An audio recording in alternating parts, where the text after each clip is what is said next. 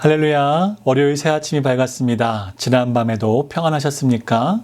하나님의 깊은 평안과 하나님의 위로하심이 각 가정 가운데 또한 여러분 가운데 있으시길 바라고, 오늘 하루도 하나님의 풍성한 은혜와 넘치는 사랑이 여러분의 가정과 일터와 또한 각자의 모든 관계 가운데 넘쳐나시기를 소망합니다.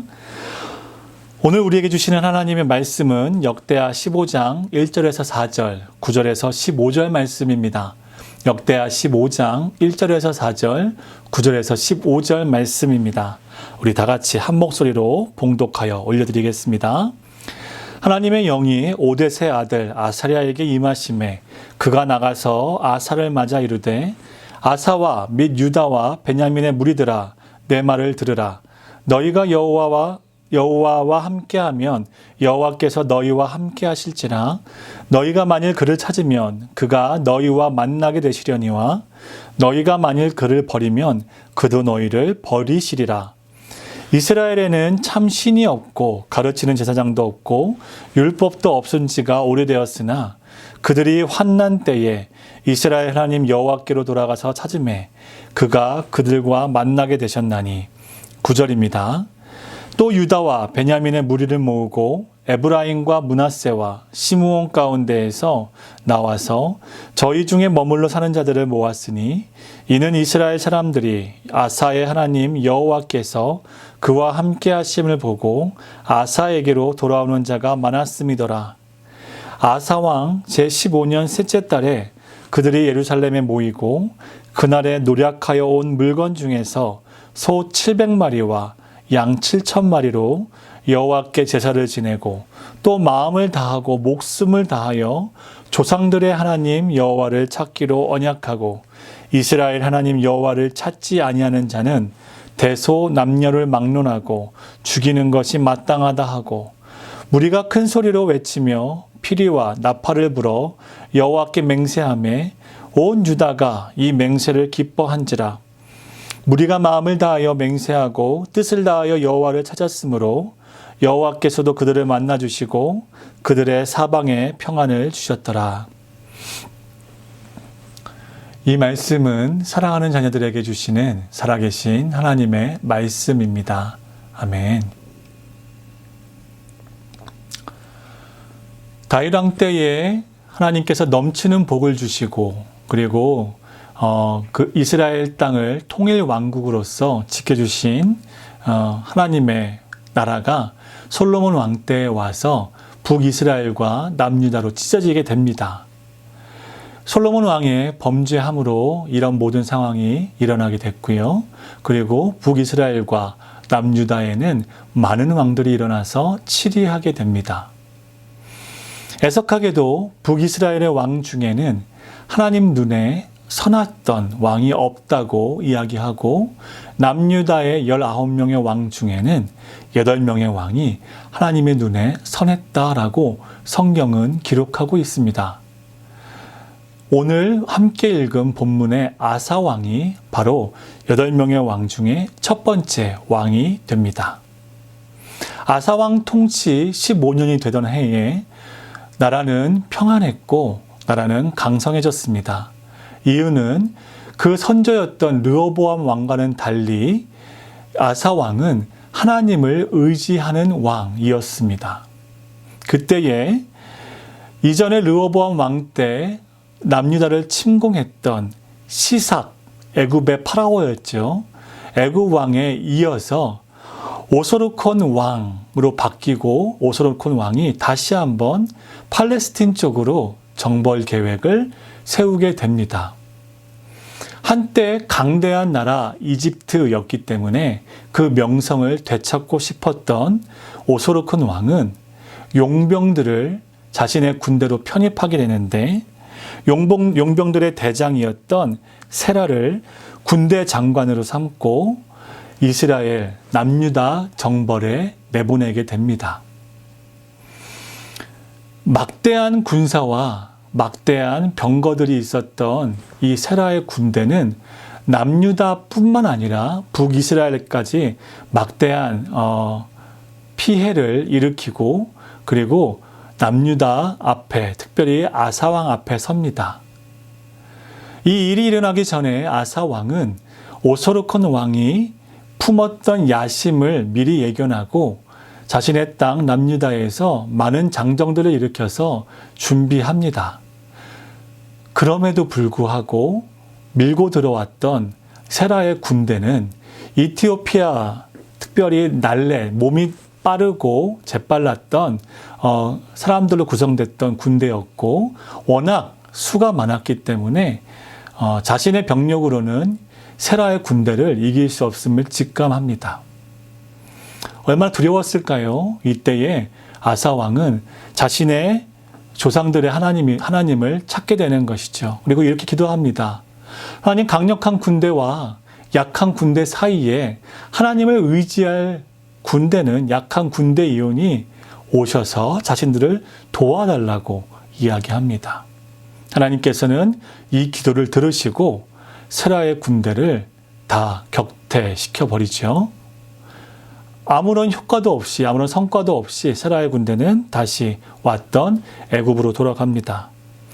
이전에 파라오였던 시삭의 군대가 남유다를 침공하고 많은 물품들, 물질들, 돈, 재화들을 노력해 갈 수 있었던 것은 르호보암 왕이 악하였고 하나님을 의지하지 않았던 것에 반해 이번에 똑같은 나라에서 보냈던 세라의 군대를 이길 수 있었던 것은 하나님을 의지하고 하나님께서 함께 하셨다라는 것이죠.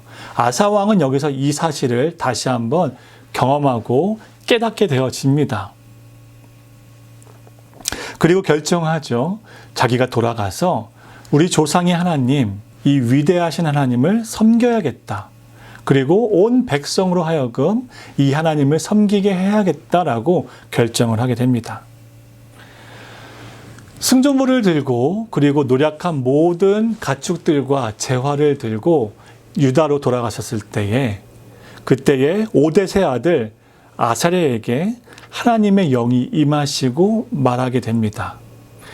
대부분의 내용은 어떻게 하나님과 가까워질 수 있는가, 그리고 하나님께 다가가고 하나님과 가까워지며 하나님을 의지하게 될 때에 나라가 안정되어지고 강해진다라는 내용들입니다. 하나님은 다시 한번 찾을 때에 하나님께서 다시 한번 이스라엘, 남유다에게 함께 하시겠다는 그런 내용들인 거죠. 이 얘기를 듣고 아사랴 왕의 그 결정은 더욱더 확고해지고 자그마한 결정의 불씨가 이제는 확고한 강한 불이 되어집니다. 조금 더 생각해 볼 것이 있는데요.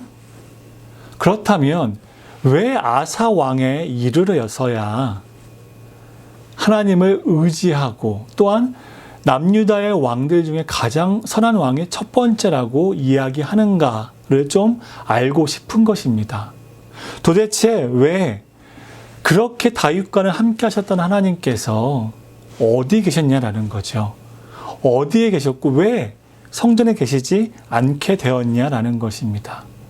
애써 찾고 찾아서야 만나게 되는 하나님으로 이스라엘 백성이 왜 그렇게 인식하게 되었는지 몹시 궁금합니다. 조금 더 거슬러 올라가서 솔로몬 왕 때에 어떤 일이 있었습니까? 하나님께서 거하실 처소, 집을 하나님께 내어드리고 온 백성이 기뻐하지 않았습니까? 성전에는 하나님께서 임재하시는 그 구름이 가득했고, 그리고 어느 누구든지 하나님을 찾으면 만나 주셨습니다. 근데 그 하나님이 어디 가셨을까요?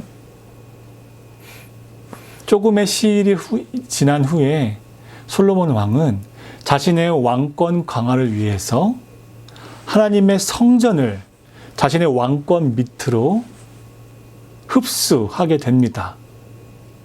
좀 더 더 심해져서 더 나아가서 자신들의 가족을 위한 성전 예배로 전락시켜 버립니다. 그래서 하나님을 섬기는, 하나님의 말씀을 듣는 그 대제사장을 선택할 때에도 아론의 제사장의 반열에서 선택하는 것이 아니라 자신의 입맛에 맞는, 자신의 왕권을 더 강화해 줄 수 있는 그 지혜를 짜낼 수 있는 대제사장을 선택해서 그 성전에 두게 되는 것이죠. 대제사장은 더 이상 하나님의 눈을 두려워하거나 하나님의 말씀을 두려워하는 포지션이 아니라 왕을 두려워하는, 그리고 내 자리가 어떻게 될까봐 두려워하는 그러한 사람으로 전락하게 됩니다. 이러한 모습을 하나님께서 기뻐하셨겠습니까? 아니죠. 정말 싫어하셨습니다. 이것을 솔로몬의 죄로 여겼던 것이죠. 하나님께 제사를 드리는 것을 잊어버리고, 그리고 솔로몬 왕족의 입맛에 따라서 제사를 드렸다가 드리지 않았다가, 필요하면 자신들의 왕권을 위한 마치 쇼처럼 제사를 드리는 그곳에 하나님께서 계시지 않았고, 그러다 보니 하나님의 말씀은 사라지기 시작했고, 하나님과 함께 지켜야 할 율법들과 하나님께 마땅히 드려져야 될, 행동으로 드려져야 할 모든 태도들, 삶의 모든 것들을 잃어버리기 시작했습니다.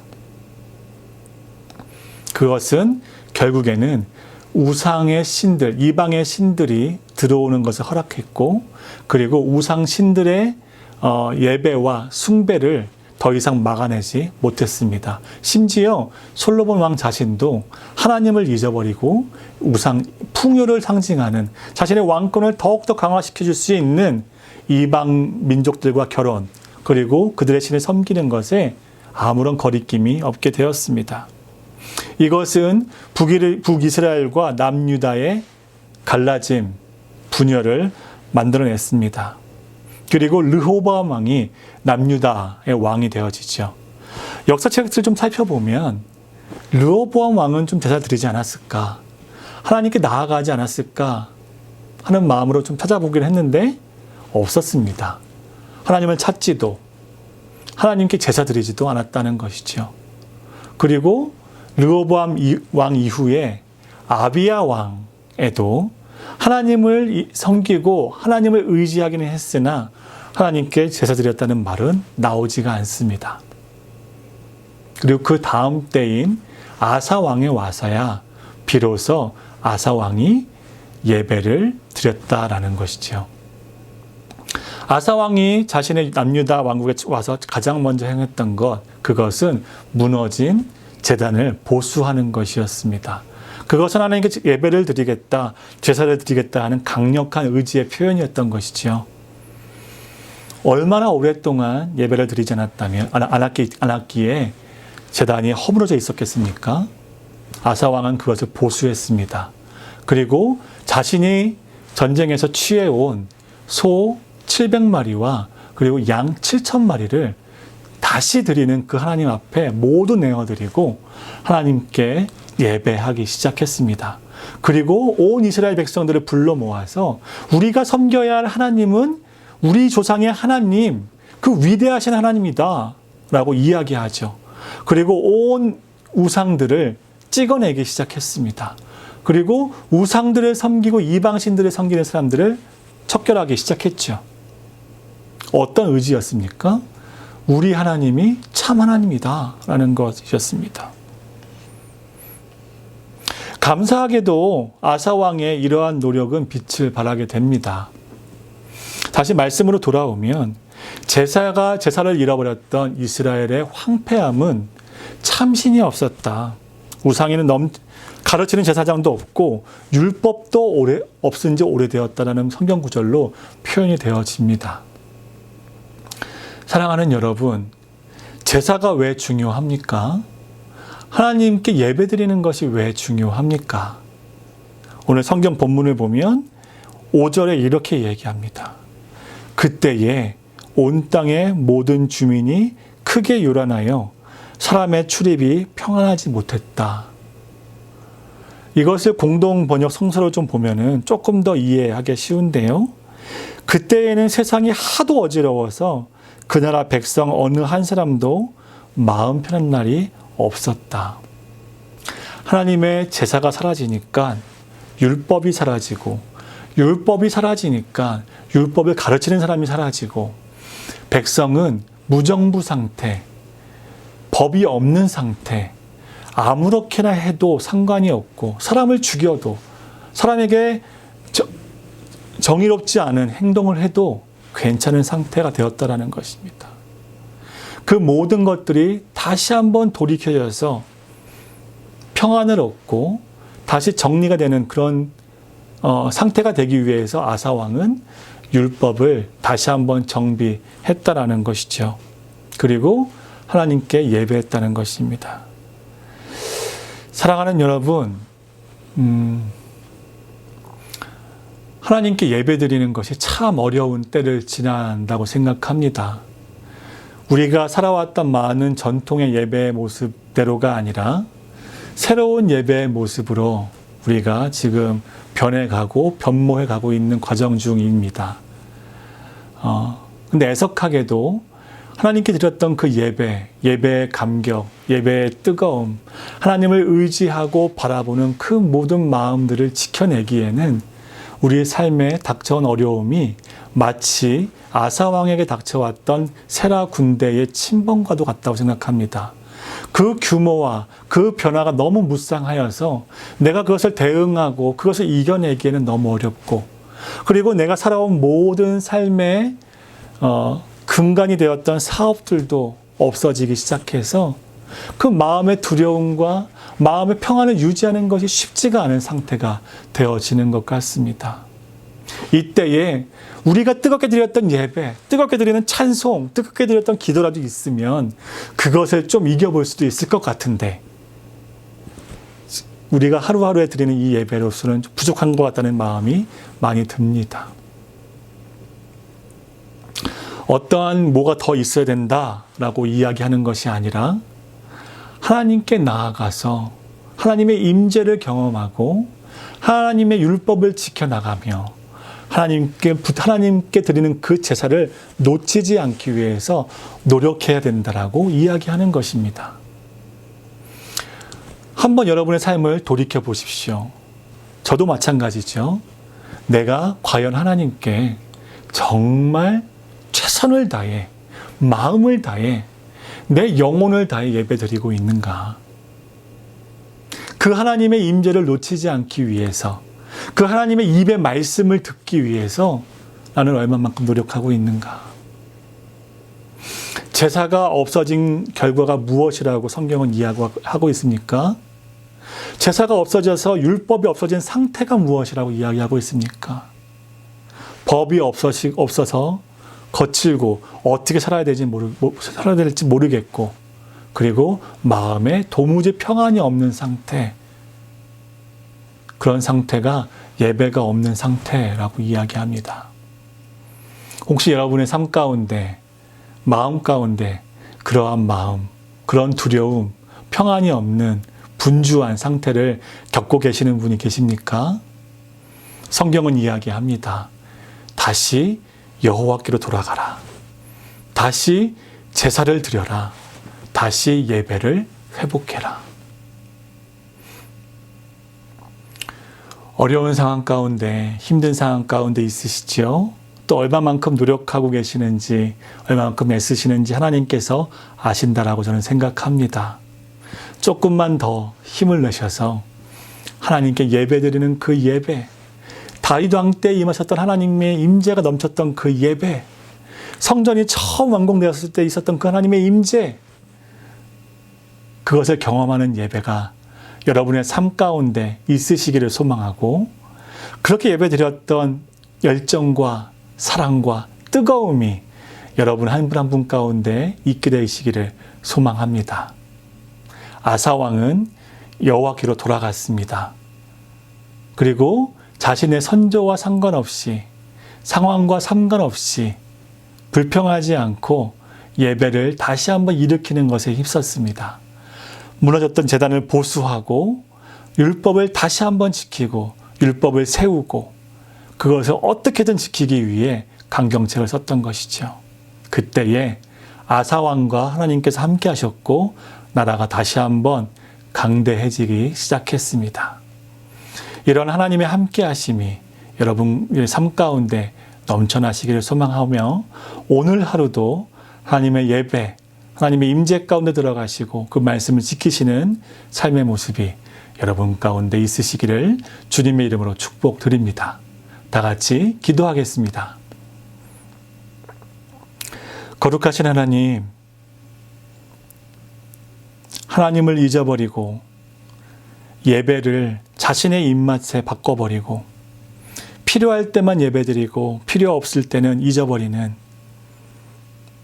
그러한 삶을 살았던 이스라엘이 다시 한번 하나님께 돌아가는 것에 있어서 그 발걸음에 있어서 가장 중요했던 것이 예배의 회복이다라고 말씀해 주셔서 감사드립니다.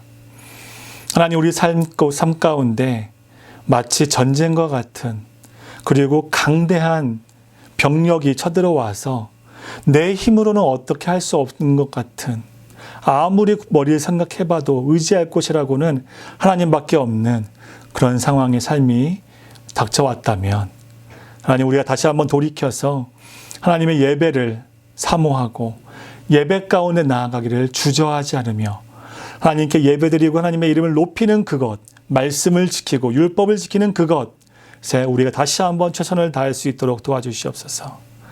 그래서 만약에 혹시 우리 삶 가운데 평안이 없는 삶이 있으셨다면, 또 우리 삶 가운데 그렇게 하나님 많은 두려움이 있어서 하나님을 발견하지 못하고 주저앉아 있으셨던 영혼들이 있다면 그 모든 영혼들이 소생케 되어지고 성도님들이 다시 한번 일어나서 화평을 얻고 평안을 얻을 수 있는 그런 놀라운 하나님의 역사하심이, 회복하심이 있을 수 있도록 인도해 주시옵소서.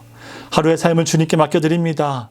하나님, 우리가 하나님을 예배하는 것, 하나님을 존귀하게 여겨드리는 것, 하나님의 이름을 높여드리는 것, 그 말씀을 따라가는 것, 그 모든 것들이 이 하루의 삶 속에 넘쳐나기를 소망하며 그렇게 인도하여 주시고 이끌어 주시옵소서. 감사합니다. 성령 하나님께 모든 것을 의탁합니다. 예수님의 이름으로 기도합니다. 아멘. 오늘 하루가 하나님의 말씀을 쫓고 하나님의 임재를 사모하며 하나님의 예배를 사모하시는, 또 그 가운데 나아가시는 하루 되시기를 주님의 이름으로 축복드립니다.